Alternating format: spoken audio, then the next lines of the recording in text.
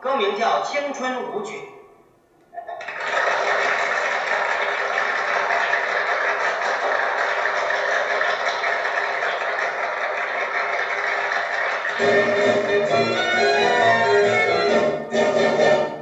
太阳下山，明早依旧爬上来，花儿谢了，里面还是一样的开。美丽小鸟一去无影踪，我的青春小鸟一样不回来，我的青春小鸟一样不回来。别的啦呀哟，别的啦呀哟，我的青春小鸟一样不回来。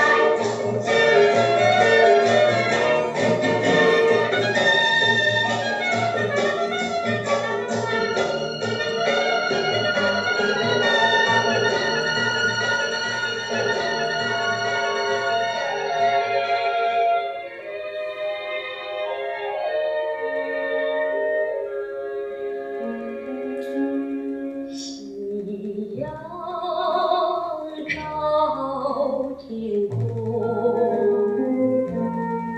越过一阵无情风，吹落片片梧叶，黄叶满街秋意浓。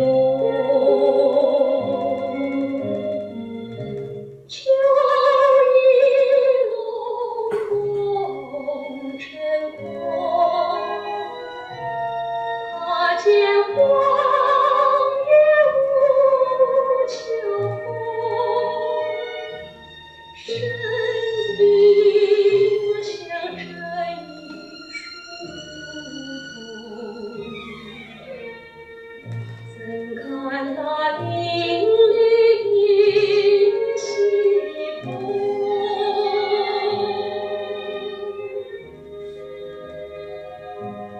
夕阳流不出，人生来去太匆匆，迎春梧桐发新雨，我随风归去，永无踪。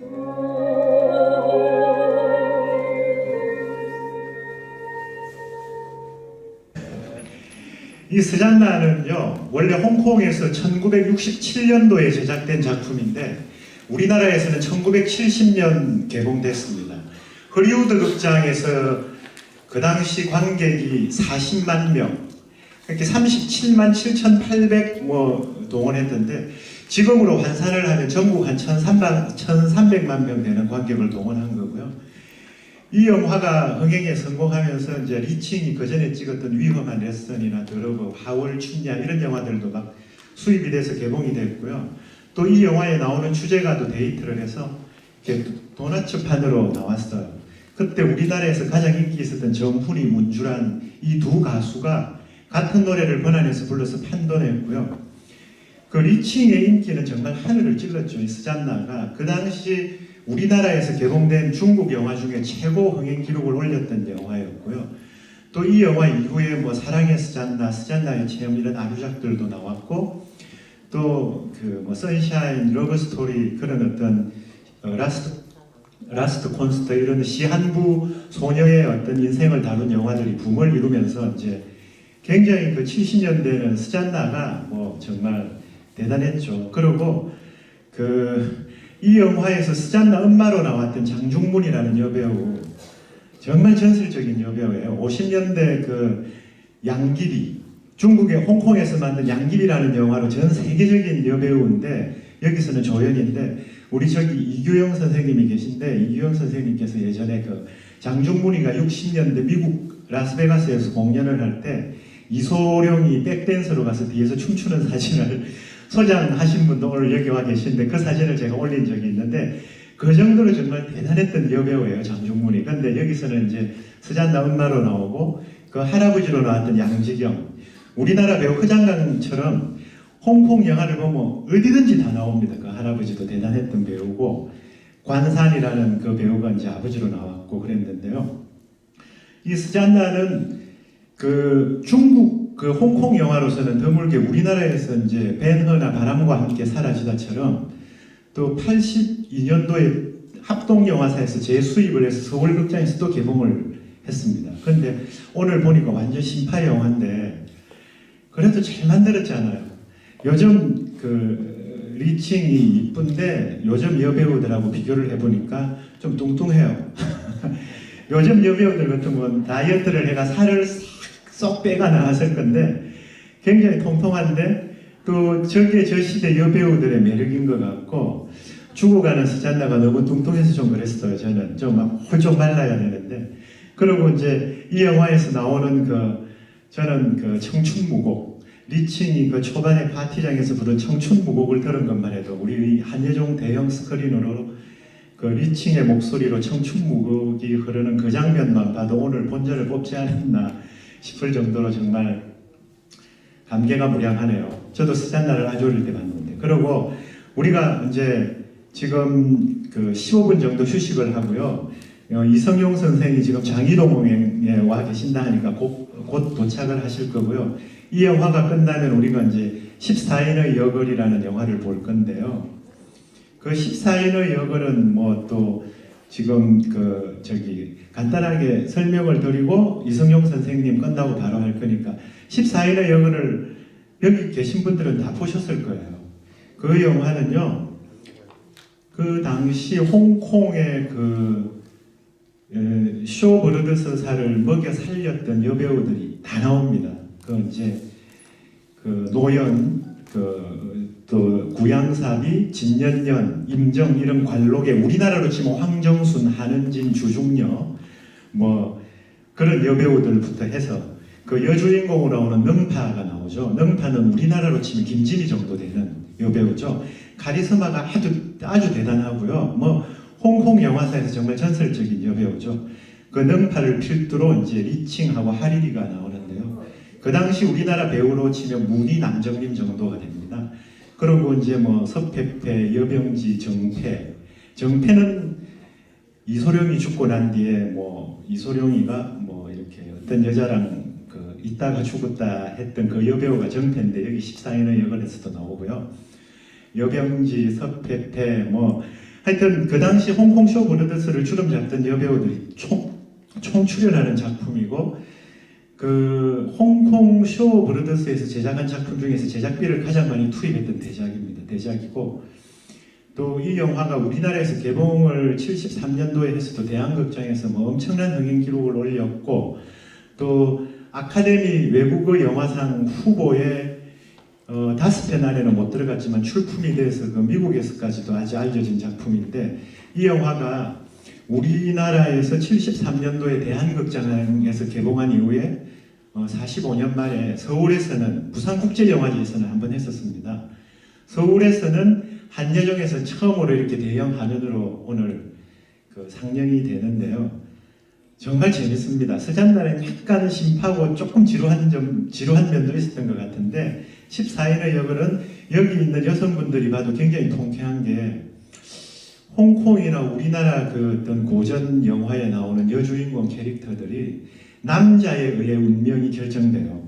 뭐 수절하는 과부의 홍살문을 받는 게 해피엔딩이고 뭐 시어머니한테 뭐 수절하면서 목을 매 죽고 홍콩도 그랬거든요. 물론 여검객도 있었지만 그런데 14인의 여걸은 여성들이 주체가 되어 나라를 구합니다.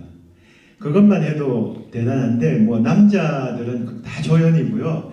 여성들이 주체가 돼서 나라를 구하고 또 여성들이 주체가 돼서 막 그 싸우고 한다는 그 자체가 그때는 굉장히 좀 파격적인 설정이 아니었나 싶기도 한데 어떤 그런 어떤 그 명확한 주제가 있었고요. 또 이제 그 영화를 만든 정강 감독도 굉장히 그 홍콩에서는 우리나라에서는 한 신상옥 정도 될 정도로 유명한 감독입니다. 그래서 지금 이제 15분 정도 쉬고요. 우리 그 이성용 선생님 오시면 우리 또 리칭에 대한 이야기를 한 30분 듣고 또 4시에 14인의 여걸을 보도록 하겠습니다. 지금부터 좀 쉬겠습니다.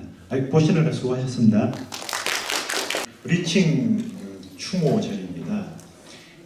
좀 전에 스잔나에서 그렇게 풋풋했던 그 당시에 19살 소녀가 지난 2월 23일 날 홍콩에서 죽었습니다. 죽어가지고 돌아가셨는데 고독사로 판명이 됐대요. 그래서 홍콩 경찰이 발견을 하고 리칭인 줄도 모르고 있다가 3일 뒤에 이 배우가 리칭이다라고 발표를 했는데요. 정말 인생이 뭔가 싶기도 하고 75년도에 남북전형 73년 책을 보면 잡지를 보면 홍콩 쇼버르드스사를 먹여 살린 배우 1위가 왕후, 남자는 왕후고 여자는 리칭으로 나올 정도로 그렇게 한 시대를 풍미했던 아시아를 대표했던 여배우가 그렇게 쓸쓸한 최후를 맞이했다는 게 가슴 아프기도 하고 또 리칭은 우리의 어린 시절, 젊은 시절에 참 우리의 우상이었는데 그리고 이제 또 그 정도로 우리나라에서 인기가 있었던 여배우임에도 불구하고 어느 신문, 어느 매스컴에서 단 한 줄도 다룬 적이 없어서 정말 미안해서 저희 올드신에서 리칭 추모전을 한번 하자. 그렇게 하고 나니까 좀 덜 미안한 것 같아요, 이제. 그래서 리칭 추모전을 하게 됐고요. 또 이제 오늘 리칭 추모전 14일의 역을 시작하기 전에 우리 이성용 선생님과 대담 시간을 가지고 했는데 간단하게 이성용 선생님을 소개하면 선생님은 73년도 반혼녀라는 신필름에서 제작한 리칭 주연의 영화의 주인공으로 신상옥 감독이 픽업을 해서 정말 단역이나 조연 없이 주연으로 단 한 번에 이제 리칭과 공연을 한 정도로 나오신 걸 보면 빽이 굉장히 좋으셨나 봅니다. 인물도 좋고. 그래서 반혼녀로 주인공으로 나오셔서 다음 작품이 리칭이랑 홍콩 가서 검은 야광주, 리칭의 검은 야광주라는 영화를 찍으셨어요. 그게 74년도였죠. 찍으셨고 그 뒤에 출연하신 영화가 김지미 씨하고 공연한 황토, 75년 김수용 감독하고 찍으셨고요. 또 74년도에 혼혈아 줄이라는 서미경이 나왔던 영화에도 주인공으로 나오셨고 77년도 아무도 모를 거야. 임예진 전향자가 모녀로 나오고 그 모녀가 좋아하는 선생님으로 우리 또 이성용 선생님이 나오셨는데 그 영화를 보면서는 슬픔은 그대 가슴에를 조금 본뜬 영화가 아닌가 하는 생각이 들었고 또 선생님께서는 74년도에 신필름에서 제작한 우리나라 최초로 여자 정신대를 소재로 한 제목이 여자 정신대에서 일본 경찰로 주인공으로 최인숙 씨하고 나오셨는데 아쉽게도 그 영화는 필름이 없고요. 애종 이런 영화에 굉장히 어떤 주인공만 한 8편을 하시다가 은퇴를 하시고 오늘 오랜만에 정말 이 자리에 리칭을 이제 또 잘 아시기 때문에 제가 부탁을 드려서 오시게 됐는데요. 선생님 한번 다음으로 데뷔작을 정말 아시아를 대표하는 세계적인 배우 리칭하고 찍으셨잖아요. 어땠어요? 그때 리칭은 어떤 사람이었어요? 그런 거 너무 궁금하게 많아서 아무 준비를 안 해왔어요. 저는 그냥 대화하듯이 하고 싶어서요. 네. 그 당시 그 친구는 아시아에서 최고였으니까. 네. 그래서 쇼브라더스라는 그 큰 회사의 여왕이었고요. 뭐든지 자기 마음대로 했으니까. 그때는 굉장했었어요. 굉장했는데 선생님께서는 그러면 신인인데 처음 영화를 신상옥 감독님한테 픽업이 돼서 이제 반혼녀를 찍으셨잖아요. 그러니까 굉장히 영화 연기 경험도 전혀 없는 상태에서 아시아의 방금 말씀하신 쇼브러더스사의 여왕하고 찍으셨단 말입니까? 그때 기분이 어땠어요? 리칭하고 찍는다. 저는 몰랐어요. 경험도 없고 영화가 뭔지도 몰랐으니까. 모르면서 어떻게 연기는 잘 하셨잖아요. 연기 못했어요. 그래도 반혼녀에서 선생님이 주인공으로 나오셔가 리칭하고 영화를 전체를 이끌어 가셨거든요. 그럼 처음에 제가 영화를 하게 된 게 예. 리칭이라는 여배우하고 저하고 파트너로 해서 7편을 계약을 했어요. 신필름에. 예. 그러니까 신필름에서 만드는 7편 영화에 리칭하고 저하고 같이 네. 패키지로 해서 계약을 해서 했는데 두 번째 촬영할 때 제가 액션 영화를 찍다가 아주 심하게 다쳤어요. 검은 야광주. 네, 다쳤는데 또 그거를 그때만 해도 우리 영화계가 좀 무식했어요. 막 병원으로 안 데려가고 이렇게 접골원에 데려가서 접골원. 예. 금관뼈를 7군데 다 부셔놔가지고 그래서 그 2편으로 끝났었어요. 그 나머지 5편을 리칭하고 같이 찍지를 못했습니다. 네, 리칭도 3편 정도밖에 못 찍었을 거예요. 신필름에서 선생님하고 찍은 2편하고 신성일 씨하고 리칭의 여선생 그 3편을 찍고 이제 리칭도 그렇게. 그리고 이제 그 뒤에 이제 리칭 그 홍콩 가셔서 뭐 재미있는 뭐 일화 같은 것도 있을 것 같은데요. 검은 야광주는 홍콩에서 찍으셨잖아요. 예. 얘기하셔도 돼요. 검은 야광주라는 거 찍을 때 굉장히 놀랐는데 이게 배우구나 하는 저는 원래 인테리어 디자인을 했었어요. 그래서 그 설계만 하다가 어느 날 갑자기 이제 그 브루스리라는 친구 때문에 거기 뭐 소위 요즘 말로 하면 대학마로 가게 됐는데 제가 이상하게 어린 나이에 태권도 옆에 이사를 했었어요. 운동을 오래 해가지고 그래서 이제 갔는데 뭐 전혀 그 이소룡하고는 저하고 능력의 차이가 너무 나서 좀 다른 쪽으로 빠지게 됐는데 어쨌든 그래서 영화를 몰랐는데 리칭이라는 친구를 통해서 많이 알게 된 게 물에 빠지는 장면이 첫날 장면인데 슛 들어가기 전에 나보고 너 수영 잘하냐고 물어보더라고요. 리칭이요? 네. 잘 못한다고. 그랬더니 나 수영 못한대요. 그래서 자기 구해달라고 그러는 거예요. 그래서 굉장히 당황했는데 수영 못하는 여자가 물에 뛰어들더라고요. 바다에. 진짜 깜짝 놀랐어요. 그래서 그 구하는 장면이 실제 장면이었어요. 그래요. 저는 그 장면 기억합니다. 근데 아무리 여자가 겁이 없어도 수영 못하는 여자가 강도 아니고 바다에 뛰어드는 이게 배우구나 하는 저만 믿고 뛰어들어가는 거예요. 굉장하더라고요. 그리고 이제 그 친구가 참 특이하게 느껴졌던 거는 이렇게 기자들이 우리하고는 좀 달라요. 기자들이 굉장히 예의가 있는 편인데 기자들이 이렇게 사진을 찍을 때 그 카메라 하나하나에 다 눈을 맞춰주는데 수십 개의 카메라를 눈동자가 너무 빨리 움직이면서 그걸 맞춰주는데 깜짝 놀랐어요. 그러니까 하여튼 프로의식이 굉장한 그런 여배우였었어요.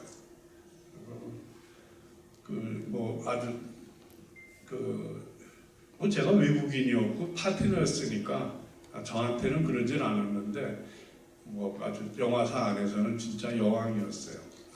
그 친구 말 한마디면 모든 게 다 움직이고 이런 상황이었고요. 이제 그 친구가 하나 이런 얘기 해도 되는지? 네, 괜찮습니다.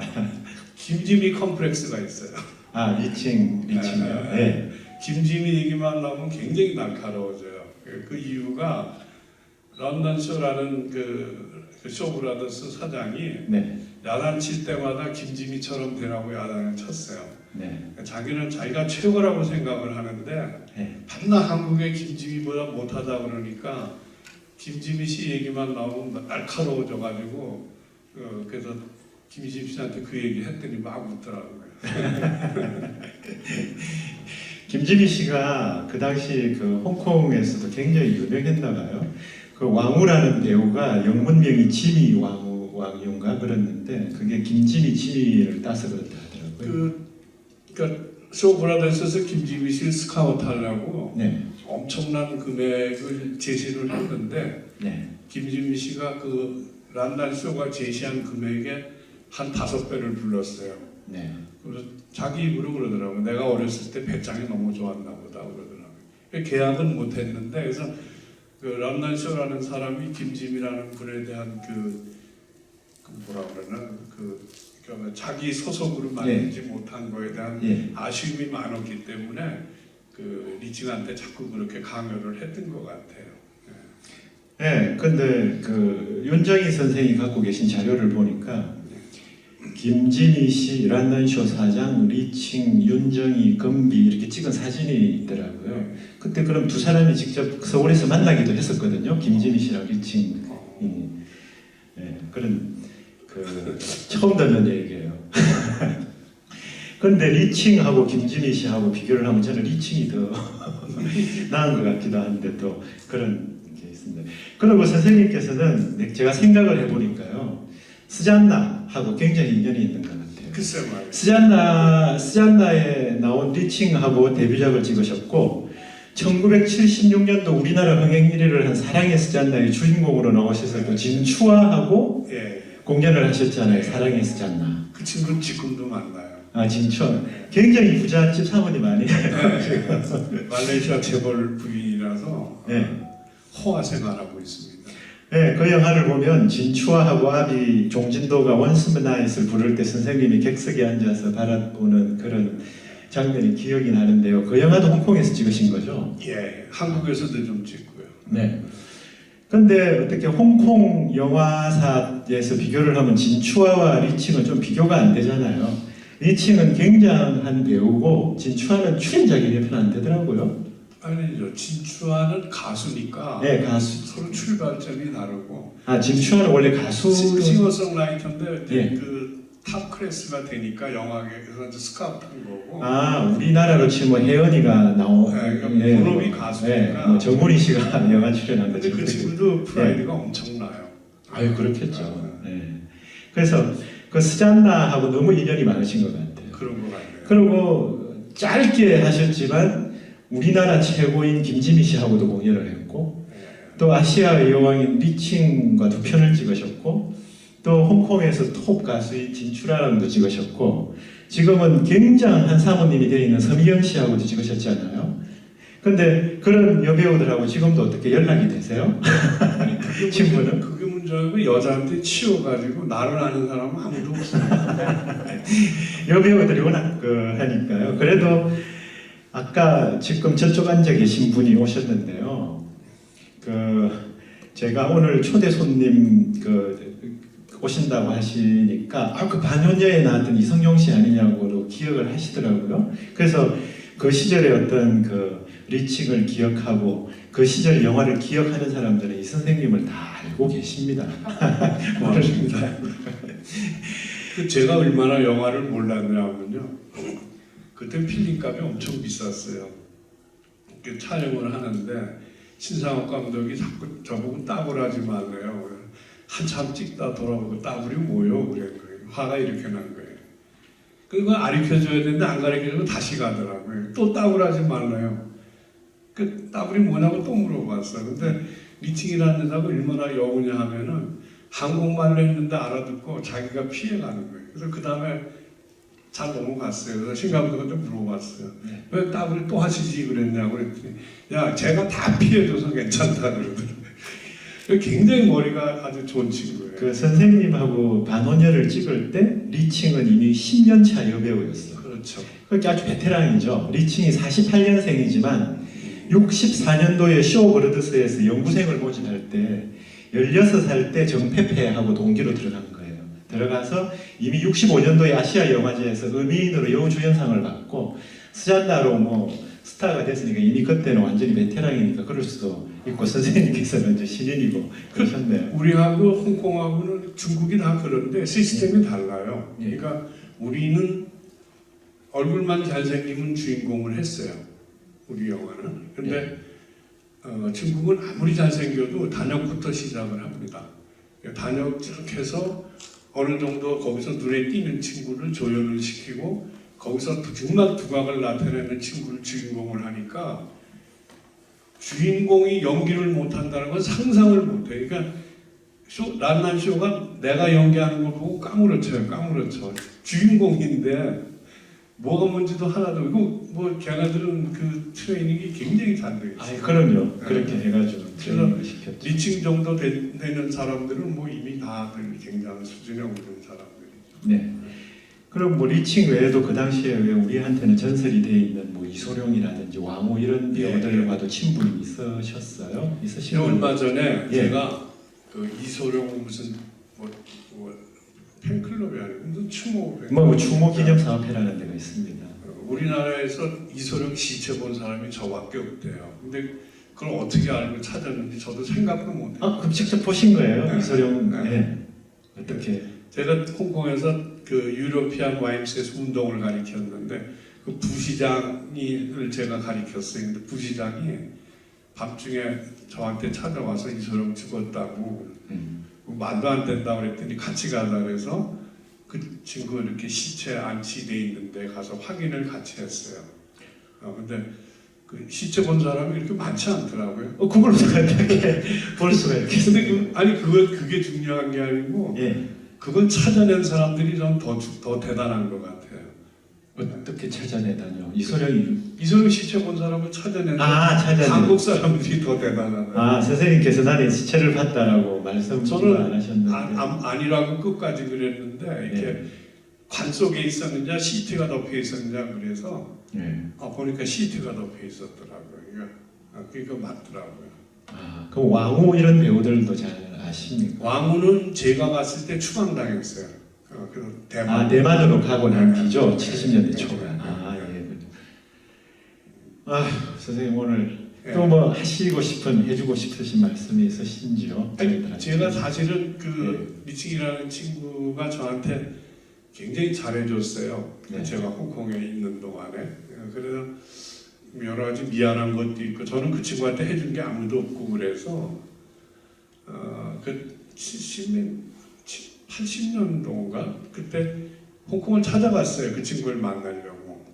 갔는데 알아보니까 죽었다고 그래가지고 그 당시에. 네. 그래서 80몇 년 기억이 잘 안 나는데 그래서 안타깝다 그러고 돌아왔는데 나중에 그 2층 팬클럽 사람들이 얘기해 주는데 살아있다고 그러더라고요. 그래서 중국 그 진추아나 이런 뭐 아비나 이런 친구들한테 확인을 부탁했더니 살아있는데 연락이 안 된다고 그러더라고요. 그러니까 굉장히 오랜 세월 아마 이렇게 외롭게 지냈던 거 지금 굉장히 가슴이 아픈 게 제가 좀 찾았으면은 조금 위로가 되지 않았을까 하는 그런 생각이 들어서 굉장히 마음이 많이 아픕니다. 저한테 참 좋은 친구인데 뭐 중국 애들은 나이가 없으니까 저한테 오빠란 말도 안 해요. 그래도 그냥 친구처럼 지냈었는데 좀 아쉽네요. 그래서 그렇죠. 저희들도 리칭이 죽었다고 알고 있었거든요. 알고 있다가 또 90년대 연인과 연인인가? 거기에 리칭이 나온다.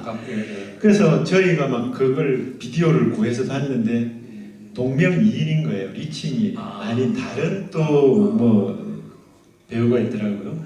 그래서 리칭이 죽었나, 뭐 도박을 해서 재산을 탕진했다, 뭐 사랑에 실현을 해서 뭐 자살을 했다, 뭐 이런 루머들이 많이 돌았었어요. 실은 그 동안에. 그런데 이제 이번에 실제로 이런 소식을 듣고 나니까 정말 저는 깜짝 놀랐어요.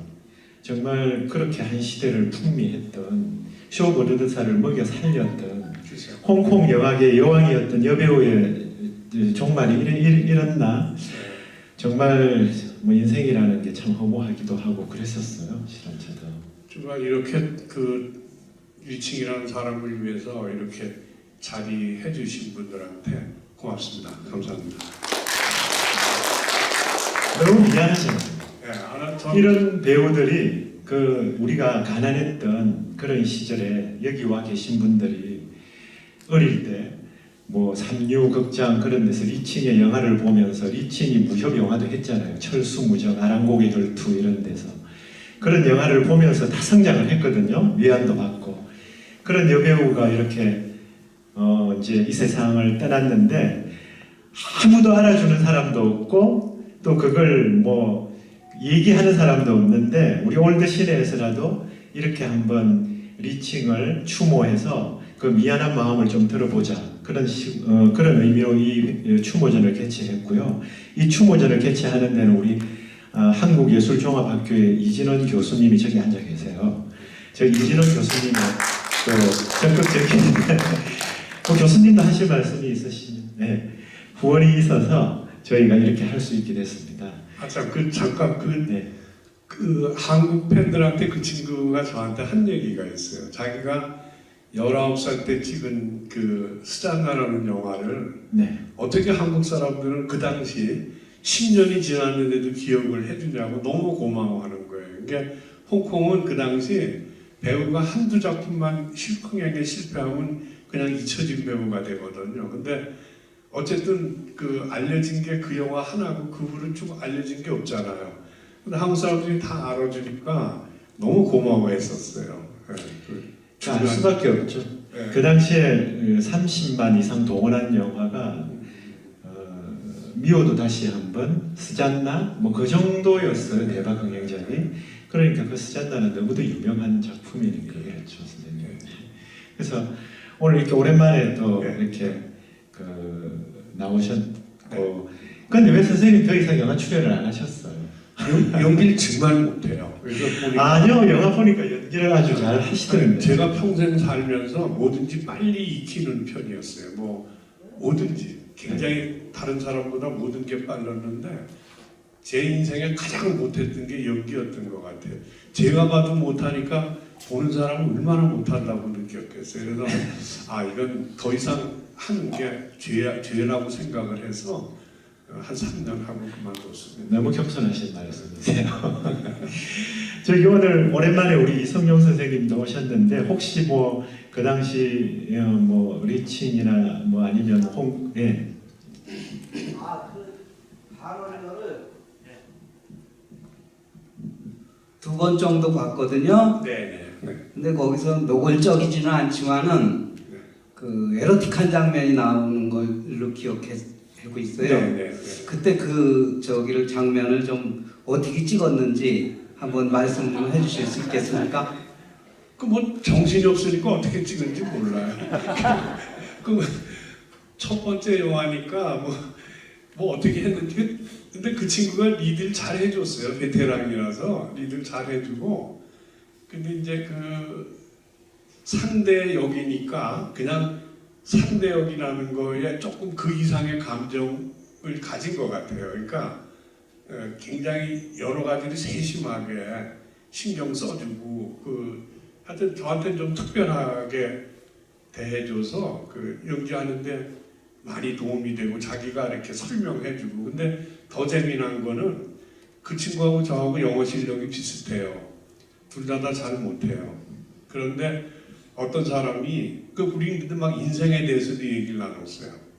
근데 어떤 사람이 듣더니 이 사람이 그렇게 하면 안 되고 내가 통역해주겠다고 영어 잘하는 사람이 통역을 해줬는데 5분 만에 제가 다시 통역해줬어요. 그러니까 말은 그렇더라고요.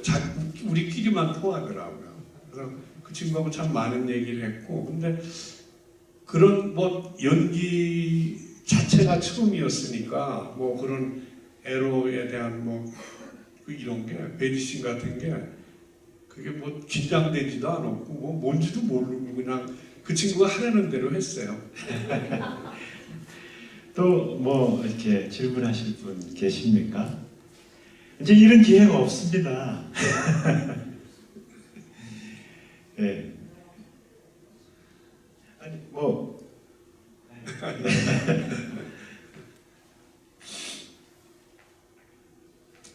제가 안 다쳤으면 그 친구가 한국 영화에 한 7편 정도 했었는데 제가 참 미안하죠. 너무 많이 다쳐가지고. 네, 그 얘기는 저도 이제 그 리칭이 할리우드에서 리칭을 스카우트 하려고 했는데 영어가 잘 안 된다 하더라고요. 그래서 리칭이 출연을 못했다는 그런 얘기도 들었고요. 또 이제 그럼 선생님이 다치셔서 7편을 못 채운 거예요. 그 신필름에서 계약을 7편을 했다는 제가 얘기도 들었는데 3편으로 다 흥행도 괜찮았는데 3편만 찍고 말더라고요. 아니 신성희 씨 한 건 별개로 저하고만 7편 계약을 했어요. 그랬었어요. 그렇게 그 신상옥 감독이 리칭이라는 배우가 얼만큼 우리나라에서 인기가 있고 상품성이 높았으면 굉장히 거액을 지불하고 전속으로 계약을 했을 거 아니에요. 리칭이라는 신 감독은 이제 저하고 리칭을 묶어서 예.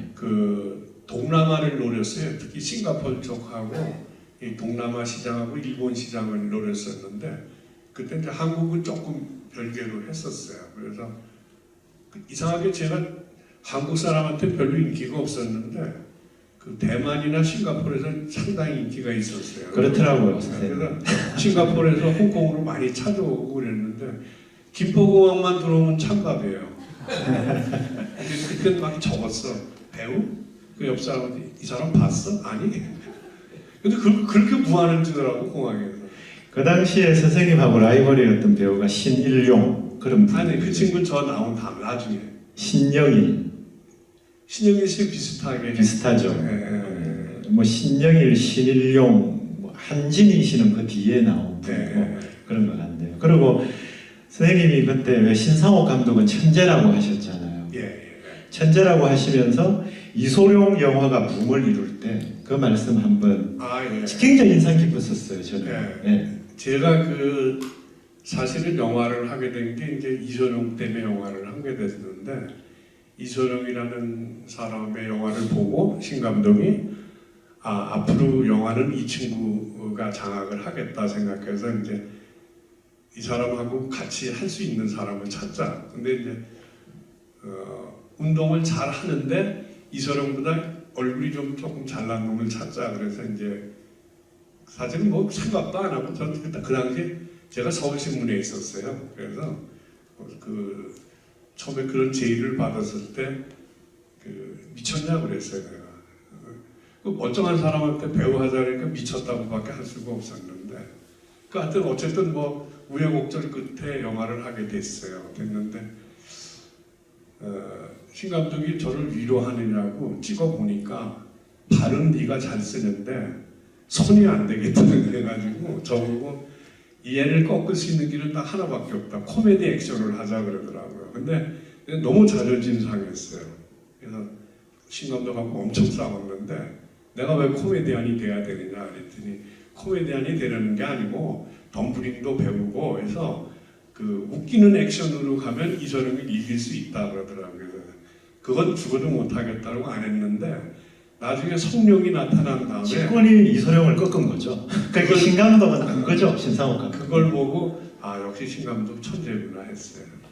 그러니까 신상옥 감독은 이소룡을 잠재울 액션은 코믹 액션, 네. 덤블링 이런 걸. 근데 결국 이소룡을 꺾은 사람은 직권의 성룡이었거든요. 코믹 액션으로. 제 고등학교 동창이 그 검사인데 이제 연예인 뭐 이게 다루는 검사를 했어요. 그 친구가 이제 꿈이 영화 감독인데 중학교 입학서부터 고등학교 졸업까지 계속 수업을 하니까 떠밀려서 서울법대에 들어갔어요. 근데 꿈은 영화 감독이었어요. 근데 그래서 그 친구가 영화에 대한 자료가 많아서 조사를 했는데 옛날에 그러니까 50하고 초창기에 신상옥 씨가 정부에 낸 한국 영화계의 그 플랜에 대한 거를 보고 그 친구는 정말 천재예요. 근데 그 천재가 신상옥이라는 사람 천재라고 그러더라고요. 그 친구가 경제개발 그 사법고시 행정고시 다 패스해서 경제개발 5개년 계획 팀이어서 박정희 대통령이 군대 못 가게 한 친구인데 그 친구 입에서도 천재라는 얘기가 나오더라고요. 천재들은 있더라고요. 또 제가 기사를 봤는데 성룡이 막 인기 있을 때 오삼 감독이 이 사람을 꺾을 사람은 너와를밖에 없다고 해서 영웅 본색을 만든 거예요. 이렇게 그렇게 앞서가는 감독들이 있었기 때문에 그렇게 히트하는 영화도 있었고 또 이제 그렇게 영화가 발전이 된 것 같습니다. 그죠? 이렇게 신상옥 감독님 말씀을 듣죠. 왜 안 들으셨어요? 그거 좀 배우셔서 코믹으로. 그러면 성룡보다도 먼저 지금 선생님께서 그때는 그게 자존심이 상하더라고요. 자존심이 뭐 연기하는데 연기를 모르니까 예. 연기를 모르니까 이렇게 뭐 좀 근사하고 그것도 내가 좀 들뜬 게 예. 옛날에 그 쇼브라더스에 이제 거기 다 배우들이 전속 배우예요. 근데 예. 이제 거기 남자 배우를 엄청난 숫자인데 모아가지고 그 중국의 공자상을 뽑았어요. 공자가 이제 그 공자왈 맹자왈이 아니고 예. 그 귀공자를 뽑는 공자를 뽑는데 내가 구경했는데 이제 리칭이 쟤도 끼자고 그랬어요. 네. 그럼 걔가 왕이니까 뭐 끼자고 그러면 군소녀 아무도 안 한다고. 내가 1등했어.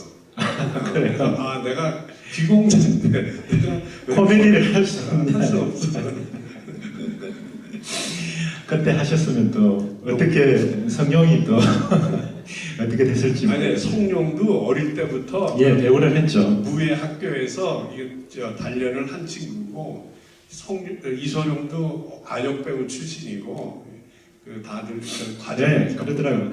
이소룡이나 성룡이 대스타가 될 수 있었던 게 특히 이소룡은 액션뿐만 아니라 연기가 되었기 때문에 대스타가 됐다고 하더라고요. 어린 시절부터 이소룡이가 우리는 뭐 정무문하고 뭐 내편 당산대역 나온 줄 아는데 50년대부터 그 희곡 영화 한 뇌우 이런 데도 주인공으로 나오고 한 30편 될 거예요. 출연한 영화가. 근데 실제 액션 영화를 찍으면은 동작이 한 7, 8가지 어떤 때는 뭐 10몇 가지도 되는데 그 동작 외는 게 정말 쉽지 않아요. 네. 그러니까 내가 연기한다는 건 꿈도 못 꾸고 동작만 외고 하는데 이제 베테랑이 되면은 좀 다르지만 근데 이소룡 같은 친구는 보면은 한 동작 한 동작의 표정하고 이게 다 달라요. 그러니까 그 친구 진짜 천재 같아요. 신 감독이 도저히 안 되겠다 그러더라고요. 그 따라갈 수가 없더라고요. 그렇죠. 천재 신상옥 감독이 천재니까 우리나라 사람 중에 유일하게 북한 가서도 영화 만들고 또 제작자로서나 감독으로서나 그만한 성공을 이룬 사람은 아직까지는 없어요. 그렇죠? 근데 이제 한국에서는 신상옥 씨를 좀 우습게 하는데 아시아 영화제 이런 데 가면은 다 일어나요. 그다음에 뭐 일본의 그 누구지 구로사와 그다음에 네. 그 중국의 이한상이라는 감독이 네, 있는데 굉장히 건방지고 오만해요. 그 사람 인사하면 난 인사 받는 걸 못 봤어. 그래서 그 언제 한번 중국말로 욕을 해줄까 그랬는데 그렇게 오만한 사람이 신 감독은 쫓아가서 인사해요. 아, 그 이한상 감독이요? 네. 네. 우리나라에서 생각하는 신상옥하고 해외에서 생각하는 신상옥은 달라요. 란나쇼도 신상옥이 공항에 들어온다 그러면 로스로스 보내가지고 대기하고 있고. 아니 그럼요. 신상옥 감독은 벌써 64년도에 그 홍콩하고 달기 이런 영화도 그 합작해서 제작을 했고요. 실은 리칭의 스잔다가 개봉되기 전 67년도에 신 감독이 제작한 철면 황제라는 영화가 있어요. 거기 박모식 신정균하고 리칭이 나와요. 예, 그런 영화가 개봉된 적 있고 그러니까 신상옥 감독이 이미 리칭을 알아보고 그런 영화에 캐스팅했다는 게 굉장히 그 해안이 굉장히 뛰어난 사람이고 사람 보는 눈이 굉장히 그 머리도 좋은 사람인 것 같아요. 신상옥 감독이. 그런 신상옥 감독님이 이 선생님을 캐스팅을 해서 첫 영화의 주인공을 맡겼으니까 선생님도 신 감독이 판단할 때는 굉장히 대단하셨던 분인데 자존심이 너무 세셨어요. 그렇죠? 그 코믹 연기를 한번 하셨으면 또 어땠을까 싶은 생각이 저는 들고 선생님을 이렇게 제가 오랫동안 뵀지만 항상 변함없고 또 선생님이 제일 좋은 그 점이 지금 선생님이 서울에 계시지도 않는데 이렇게 오늘 멀리 운전을 하셔서 오시는 이렇게 많은 사람들을 배려해 주시고 이런 마음이 저는 참 선생님을 존경해요. 그리고 그렇기 때문에 진추하나 리칭이나 이런 그런 홍콩 여배우들이 선생님께 연락을 하고 또 지난번 그 10년 전인가요? 사랑의 스잔나 한국 상영 30주년 기념 때 진추하 그분이 오셔서 선생님하고 이렇게 아직까지 우정을 나누시는 모습이 전 너무 보기 좋았습니다. 그게 다 내가 잘해야 사람은 내한테 잘하는 사람이 제일 좋은 사람이거든요. 그래서 선생님께서 제가 이렇게 평소에 보면 정말 이렇게 상대방을 배려하고 이런 마음이 굉장히 깊기 때문에 그런 게 아닌가 싶습니다. 선생님 오늘 그 14인의 역을 곧 하거든요. 저는 지금도 가슴이 뛰어요. 이 14인의 역을 제가 초등학교 때 했어요. 초등학교 6학년 때 부산의 부영극장이라는 데서 했는데 지금 40 몇 년 만에 이렇게 큰 화면으로 이 영화를 볼 수 있다는 생각을 하니까 가슴이 막 뛰고요. 이 영화에는 선생님께서 항상 말씀하시는 여병지, 여병지라는 홍콩 여배우도 여기 나오고요. 제가 아주 좋아하는 배우예요. 여병지 나오면 한번 보십시오. 이 영화는 시작할 때 크레딧이 배우 얼굴에서 딱딱 나와요. 리칭, 명파, 여병지라고 나오는데 여병지 정말 이쁜 여배우고요. 우리나라 영화의 여수 407호 거기에 나왔죠. 예. 나왔고 하여튼 여러분 오늘 역사적인 영화를 보시게 될 겁니다. 14인의 역을 우리 전부 이제 또 선생님 보시고 가시죠. 네, 좋은 자리를 같이. 여병주 봐야 돼. 네, 그럼 또 선생님 오늘 감사합니다. 예.